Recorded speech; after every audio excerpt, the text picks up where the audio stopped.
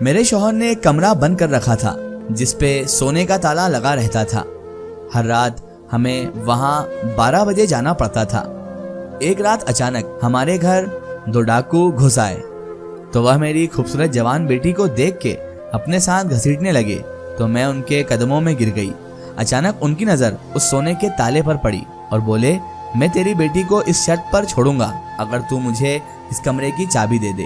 یہ سنتے ہی میرا رنگ فک پڑ گیا، اور کیونکہ وہاں خزانہ نہیں بلکہ میرا اور میرے شوہر کا ایک راز دفن تھا، اور یوں مجھے اس معصوم ڈاکو کو چابی دینی پڑی۔ میں چاہ کے بھی اس کو روک نہ پا رہی تھی اور میں نے کانپتے ہاتھوں سے اس کو چابی دے دی، اور جو ہی اس نے وہ دروازہ کھولا تو میرا نام تہمین ہے، میری عمر 30 سال ہے، میرے والد کا اپنا جویلری کا کاروبار ہے، یعنی وہ سونار ہیں۔ اب آج کل کے زمانے میں جب اتنی مہنگائی ہے تو سونے کے بھاؤ تو آسمان کو چھوتے ہی ہیں، اس لیے اگر مجھے رئیس زادی بھی کہا جائے تو غلط نہیں ہوگا۔ مجھے پڑھائی کا اتنا لگاؤ نہ تھا لیکن کر لیتی تھی، بابا کی خواہش تھی۔ میری ماں کو تو اپنا زیور دکھانے کا بہت ہی شوق رہتا ہے، وہ کوئی زیادہ عقل مند یا ہوشیار نہیں ہے، بس جب کوئی نئی چیز آ جائے تو ان کا دل ہوتا سب دیکھیں اور ان کی تعریف کریں۔ ہمارا خاندان تقریباً 8 افراد پر مشتمل ہے، میں، میری امی، ابو اور چھوٹا بھائی جو کہ مجھ سے 4 سال ہی چھوٹا ہے، ارشد جس کی عمر 19 سال ہے۔ جلد ہی میری شادی بھی کر دی گئی۔ چٹ منگنی اور پٹ بیاہ والا کام ہوا تھا۔ شوہر میرا بہت اچھا تھا، بہت محبت کرنے والا۔ میں بہت خوش تھی۔ ہمارا گھر 2 منزلہ تھا، میں نیچے رہتی تھی، مجھے اوپر جانے کی اجازت نہیں تھی۔ میں نے پوچھنا چاہا تو آگے سے یہی جواب ملا، جب وقت آئے گا بتا دوں گا، لیکن غلطی سے بھی اوپر نہ جانا۔ میں نے بھی شوہر کی باتوں کو سنتے حامی بھر لی۔ کبھی کبھی بڑا دل کرتا تھا کہ جا کر دیکھ لوں آخر کیا ہے ایسا جو میرے شوہر نے مجھے یوں اپنی نئی نویلی دلہن کو ہی منع کر دیا ہے، لیکن پھر ان کی ناراضگی کا سوچ کر خود پر پہرے بٹھا لیتی تھی۔ لیکن اب میں دیکھتی وہ اکثر رات کو کمرے میں دیر سے آتے تھے، جب بھی پوچھتی وہ منع کر دیتے یا بات کو ٹال دیتے۔ میں اچھی خاصی مطمئن تو نہیں ہوتی لیکن کیا کرتی، مان لیتی تھی ان کی بات۔ نئی نئی شادی تھی اس لیے میرا دل کرتا تھا وہ میرے پاس ہی رہیں، میرے ساتھ وقت گزاریں۔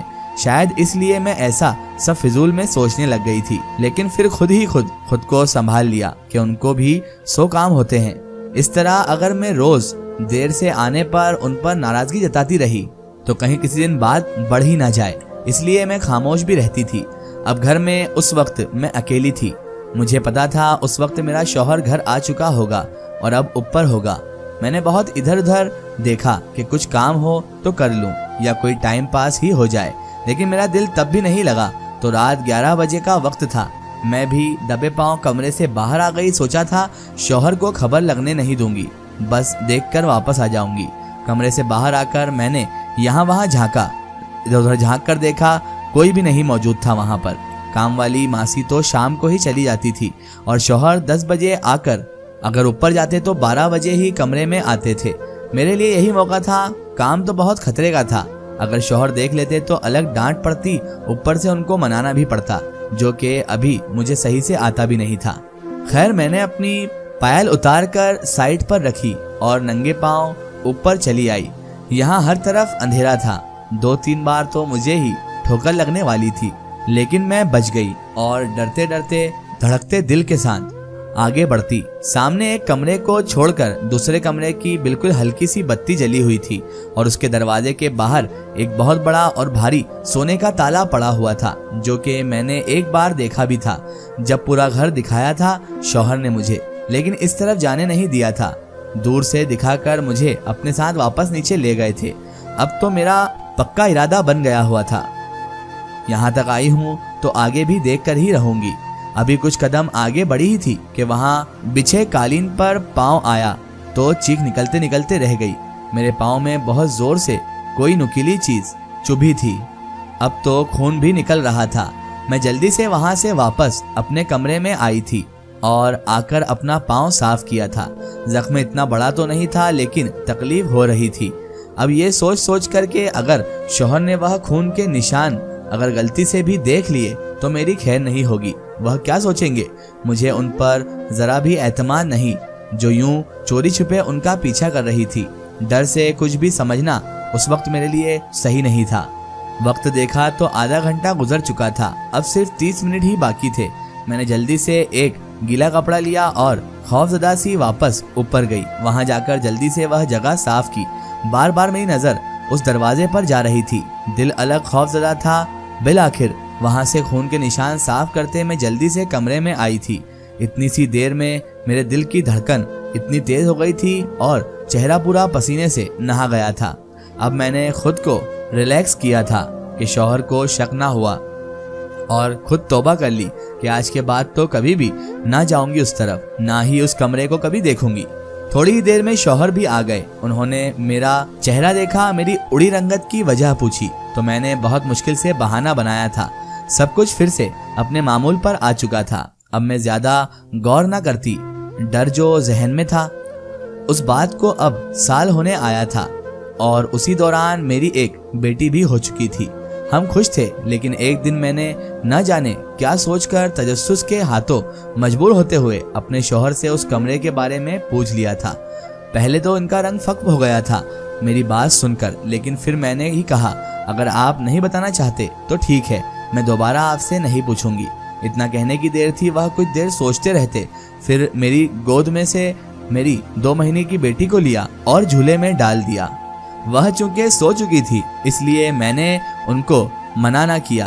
तो फिर उन्होंने मेरे हाथ को पकड़ा और मुझे ऊपर कमरे की तरफ ले गए। ऊपर वाले इस मखसूस कमरे के आगे खुद खड़े हो गए और मुझे खास तनकीद की कि ये बात हम दोनों में से बाहर नहीं जानी चाहिए। मैं तुम पर यकीन करके तुम्हें अपना राज दे रहा हूँ। अब से तुम भी मेरी राजदार हो। अगर तुमने ये राज किसी के सामने खोला तो इसके अगले दिन मैं तुम्हें तलाक दे दूंगा और अपनी बेटी अपने पास ही रखूंगा। तो सोच समझकर अपना मुंह खोलना। तुम मुझे बहुत ही प्यारी हो, तभी एक बार कहने पर मैंने तुम्हारी बात मान ली है। अब तुम भी मेरी ये बात याद रखना। मैंने फौरन हामी भर ली थी। उनकी बात सुनकर डर भी लगा था क्योंकि बात ही ऐसी की थी उन्होंने, लेकिन दिल के हाथों मजबूर थी मैंने भी यही सोचा, देखा तो जाए आखिर क्या वजह है जो वह इतनी एहतियात का कह रहे थे। उन्होंने वह बड़ा सा सोने का ताला खोला और उसे साइड पर रखकर मुझे अपने साथ अंदर ले गए। आगे का मंजर देखकर मैं खुद हैरान परेशान रह गई थी। थोड़ी ही देर बाद हम उस कमरे से बाहर आ गए थे। अपने कमरे में आते ही मेरे शौहर ने मुझे बहुत सारी बातों पर अमल करने का कहा था जिन्हें अब मैं भी गौर से सुन रही थी, लेकिन अब मैं डर भी रही थी और परेशान भी थी। अगर किसी को इस बात की खबर लग गई तो आगे तो मेरे लिए सोचना भी मुहाल था। अब मैं खुद को कोस रही थी, आखिर मैं बनी ही क्यों उस कमरे की राजदार। इसका एक स्टोरी हम देखेंगे इसके अगले पार्ट में।